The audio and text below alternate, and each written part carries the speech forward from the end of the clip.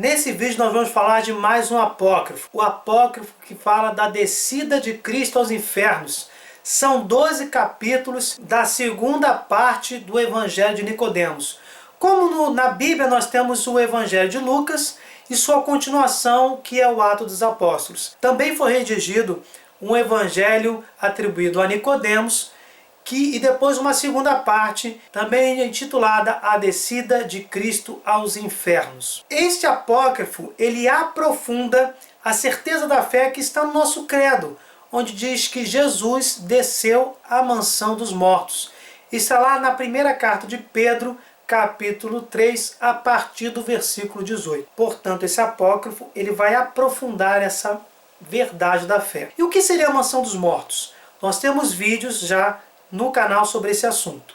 Mas a mansão dos mortos, ela seria um local espiritual onde os justos que morreram antes de Jesus Cristo dar a vida por nós na cruz e ressuscitar, onde esses justos ficaram esperando o sacrifício de Jesus Redentor. Quando Jesus morreu por nós na cruz, o céu foi reaberto. E essas almas justas que estavam na mansão dos mortos, elas puderam, com Jesus, chegar a Jerusalém Celeste, pois as portas estavam abertas. Eu digo portas, entre aspas, porque nós estamos falando de um lugar espiritual. O céu é um estado definitivo, um estado espiritual da alma que se encontra em plena comunhão com Deus de forma definitiva. Mas por que o título Descida de Cristo aos Infernos? Porque antigamente se utilizava o termo inferno para os locais espirituais inferiores. Então, purgatório podia ser considerado um inferno, o próprio inferno também, o limbo dos patriarcas, o limbo das crianças não batizadas. Tudo isso era considerado infernos, no sentido de locais inferiores. Mas a nomenclatura, para não causar confusão, ela foi alterada para a mansão dos mortos. E também é chamada de limbo dos patriarcas ou seio de Abraão, como está lá no Evangelho de Lucas. Antes de começarmos a resumir, eu vou fazer um resumo sobre essa segunda parte do Evangelho apócrifo de Nicodemos, a descida de Cristo aos infernos, ou a descida de Cristo à mansão dos mortos. Eu vou passar no trechinho de um vídeo que nós já fizemos explicando o que é um apócrifo, para que vocês entendam a importância, não como palavra de Deus, mas como livro histórico, como uma demonstração, uma confirmação de que as verdades que a Igreja Católica afirma até hoje já eram proferidas pela Igreja desde os primeiros séculos. Antes de mais nada, nós temos que entender que a Bíblia se divide em Antigo e Novo Testamentos. E os últimos livros do Novo Testamento foram escritos até 100 depois de Cristo, como o Apocalipse, por exemplo.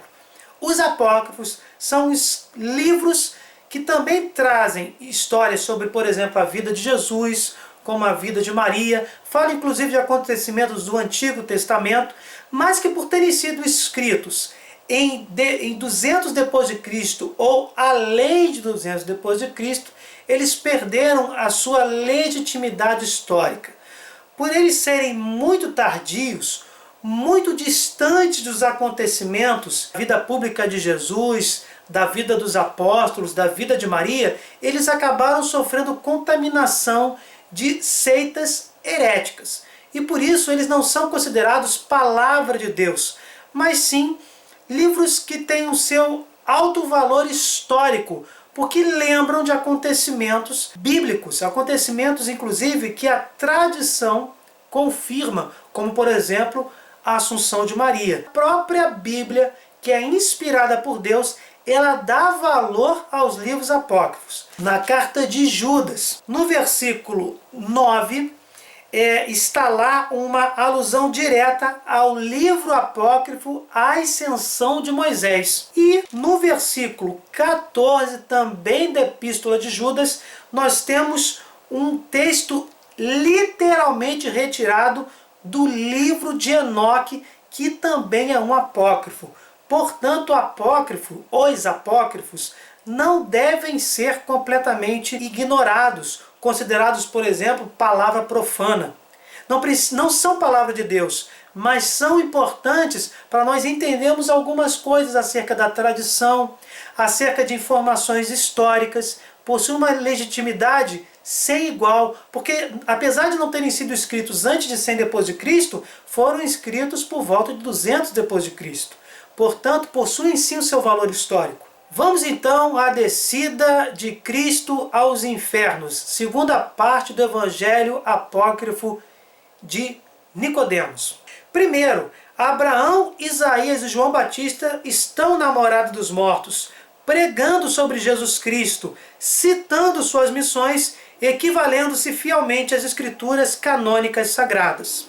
Nós mostramos aqui a preocupação deste autor que escreveu esta descida de Cristo aos infernos, a preocupação do autor em mostrar que as almas justas que estavam na mansão dos mortos tiveram conhecimento da missão redentora de Jesus e puderam professar que Jesus era o Salvador. E quem foram os apóstolos, aqueles que evangelizaram? Abraão, Isaías e João Batista. Surgem duas figuras simbólicas, o inferno e Satanás. O autor aqui faz uma metáfora interessante. Apesar de ser a mansão dos santos, pois não temos nenhum condenado neste local, ela não está dentro do céu. E afinal, é consequência do pecado original, do erro humano, do domínio do mal. Por isso, a morada estaria sob o jugo dos anjos caídos, representados aqui por inferno e Satanás, que são quase expressões sinônimas. Eles discutem e inferno reclama. Temos aqui a mesma linguagem fantasiosa de muitos outros apócrifos. Nós temos aqui um inferno personalizado ao lado de Satanás. Nós sabemos que o inferno é um local espiritual onde as pessoas voluntariamente se afastam de forma definitiva de Deus. E não uma pessoa, né? O inferno não é um ser personalizado. Mas aqui de uma forma fantasiosa, mas procurando explicar de uma forma mais didática toda essa situação da mansão dos mortos, o inferno aqui está personalizado e ele reclama. Há pouco devorei um defunto chamado Lázaro. Pouco depois, um dos vivos, com uma só palavra, o arrancou, a viva força de minhas entranhas. Penso que é esse a quem te referes. Ou seja, inferno notou o poder de ressuscitar os mortos de Jesus Cristo, chamado por ele de um dos vivos. Inferno estava com Lázaro, e aí quando Jesus ressuscita Lázaro, ele é arrancado do jugo deste personagem chamado inferno. É interessante que faz uma alusão aos evangelhos bíblicos. No capítulo 5, os patriarcas exclamam a chegada do Rei da Glória, que chega à mansão dos mortos e domina Satanás. No capítulo 8, Jesus manda Adão, os patriarcas, profetas, mártires e todos os justos para o paraíso, declarando: vinde comigo todos os que fostes feridos de morte pelo madeiro tocado por Adão. Eis que eu vos ressuscito a todos pelo madeiro da cruz. No capítulo 9, Enoque e Elias, que em Gênesis 5:24 e 2 Reis 2:11 foram arrebatados ao céu sem morrer, recebem os justos no paraíso. Este capítulo é bem discordante, pois ninguém teria direito ao céu antes do sacrifício na cruz. Entretanto, aqui Enoque e Elias dizem que serão enviados por Deus para enfrentar o anticristo e ser mortos por ele. Só assim poderiam encontrar o Senhor. Ou seja, encontrar o Senhor é ter o direito ao céu. Esse pensamento também está em outro apócrifo chamado História de José o Carpinteiro, no capítulo 31, versículo 9. Nós temos no Antigo Testamento a ideia de que Enoque e Elias não morreram, mas foram arrebatados em corpo e alma. No entanto, eles não poderiam entrar no céu, porque eles não poderiam receber o céu que estava fechado, pois Jesus ainda não teria encarnado e não teria morrido na cruz, não teria se sacrificado pela humanidade.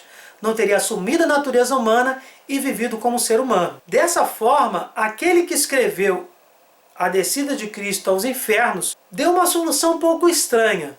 Enoque e Elias não estavam na mansão dos mortos, receberam os justos que estavam na mansão dos mortos no céu, mas Enoque e Elias ainda não tinham se encontrado com o Senhor. Eles iriam retornar para enfrentar também o anticristo no fim dos tempos e só aí poderiam entrar efetivamente no céu. Novamente, uma solução fantasiosa, mas que reflete o quê? Reflete o cuidado dos cristãos da época com as informações que estavam sendo transmitidas de geração a geração sobre o pecado original, sobre a cruz redentora de Cristo que reabriu o céu, sobre a mansão dos mortos, sobre a existência do limo dos patriarcas. Evidentemente, Enoque e Elias morreram e estavam na mansão dos mortos. Eles não foram arrebatados. Essa ideia já foi rejeitada, não deixando margem a essa possibilidade de Enoque e Elias terem sido arrebatados. No capítulo 10, o bom ladrão é encontrado. E no capítulo 11, os dois filhos de Simeão, que estão lá em Lucas 2, 25 ao 35, afirmam que estas linhas são deles, de acontecimentos vistos e ouvidos por eles com a ajuda do arcanjo Miguel. Nós sabemos que os evangelhos bíblicos, as cartas de Paulo, as cartas de Pedro, elas são descrições de aquilo que seria possível de um ser humano testemunhar. Mas nessa situação da descida do Cristo aos infernos, o ser humano, sem a ajuda sobrenatural, não poderia testemunhar esses acontecimentos. Como ver, por exemplo, o bom ladrão no paraíso.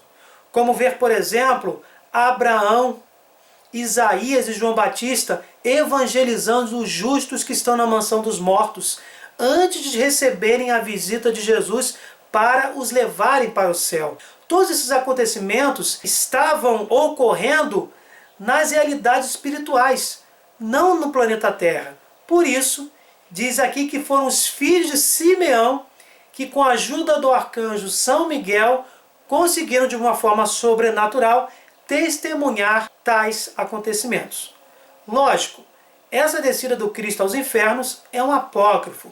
Ele tem valor histórico não porque historicamente tenha acontecido literalmente dessa forma, mas porque demonstra que nos primeiros séculos da igreja cristã, nos primeiros séculos do cristianismo, já se tinham como artigos de fé, melhor dizendo, a mansão dos mortos, a cruz redentora de Cristo e todas estas realidades muito interessantes sobre a nossa religião.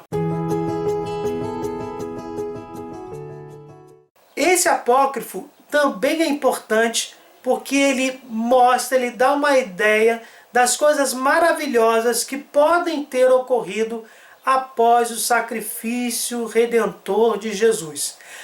Jesus ter descido à mansão dos mortos e resgatado esses justos para o céu é um artigo de fé, é uma certeza da nossa fé.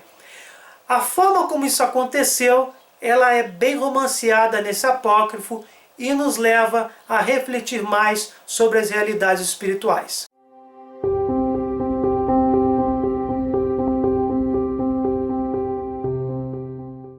Se vocês gostaram, deixem o seu like, compartilhem esse vídeo, se inscrevam no canal, desculpem qualquer coisa, deixem nos seus comentários a opinião de vocês. Vocês gostaram do resumo desse apócrifo? Gostariam de ter acesso a outros apócrifos que acabam confirmando a fé cristã? Deixem nos comentários. Até o próximo vídeo.